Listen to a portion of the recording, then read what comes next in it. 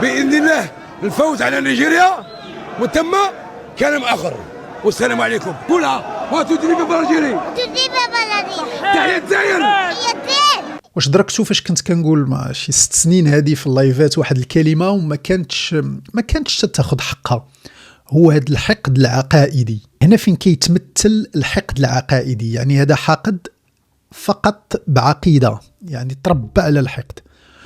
وشوفوا كيفاش كيدوزها لولده، تخيل هذا ولده كيفاش غيكبر، يعني يربي فيه الكره. هذا الطفل غادي يكبر وحاقد وما عارفش علاش مسكين، فقط الوالد ديالو قال ليه فوالا كاينه واحد الدوله خصك تحقد عليها، ما يسمى بالحقد العقائدي. او بلوس هذا راه تلقى عايش في فرنسا، عايش في الدوله اللي كيدعيو انها قتلت فيهم 1.5 مليون واستعمرتهم 132 سنه، وهذه حقيقه. لكن الاهتمام ديالو منصب على المغرب وكيدوز هذا الشيء للابن ديالو. هذا الشيء علاش كتلقى بعض الابناء من ام مغربيه واب جزائري ولا اب جزائري وام مغربيه كيكرهوا المغرب بدون اي سبب، سكون ابل لومغيغادمون ولا لو لافاج دو سيرفو. هادشي اللي خلى تيران في 50,000 ديال البشر كلهم كيغوتوا المغربي حيوان. وهاد الطريقه كيكونوا كيتميزوا بها الانظمه الشموليه.